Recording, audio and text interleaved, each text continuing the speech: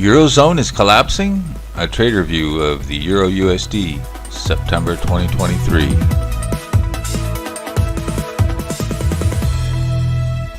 Hello, this is Chart GPT today. Yeah, a lot of data come out in the Eurozone, and it's quite important because it does reverberate across the globe. Back in the US, I'm going to take a look at the Euro USD Forex cross.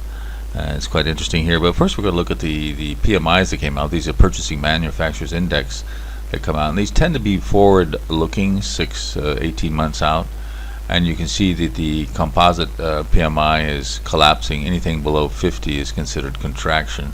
The GDP is virtually, I think they're in a technical recession, so you can see the GDP and the PMI output is down. You can take a look at more of a composite view. Both manufacturing and services is below the 50 mark, so that's indicating contraction. Germany, France, Italy, Spain, UK, they're all down below the 50 mark, so definitely Europe is in contraction mode. How far this is heading down, so it's kind of interesting, and the markets are responding here. Of course, it's on the back of some data coming out of China. China is been hovering around the 50, which is again the kind of the break even, so it's been heading further down.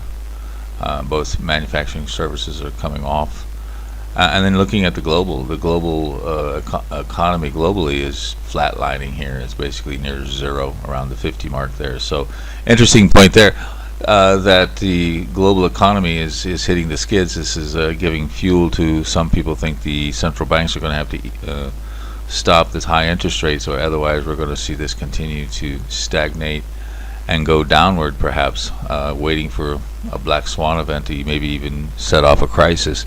So this is kind of interesting information here. We're going to take a look at the Euro USD cross here from a trader perspective. It just kind of poked down below a kind of a slow sloping trend line. It's heading down to 107, and so it looks like it could be heading back down to the 103 area. Probably hit some resistance there on the downside, and then bounce back up into a larger downward sloping wedge, and then decide where it goes from there. A lot of it will depend on the central bank action, so we're looking for this euro to come off quite a bit, and then from there maybe bounce off that 103 area, and then bounce up a little bit, and then decide if it's going to go back up to 110 or even break further lower on the longer term. Probably the bias is to the downside. So interesting point there. Take a look at the AI in terms of what can be driving this phenomenon, and give us your take.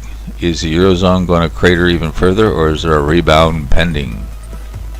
Don't forget to subscribe.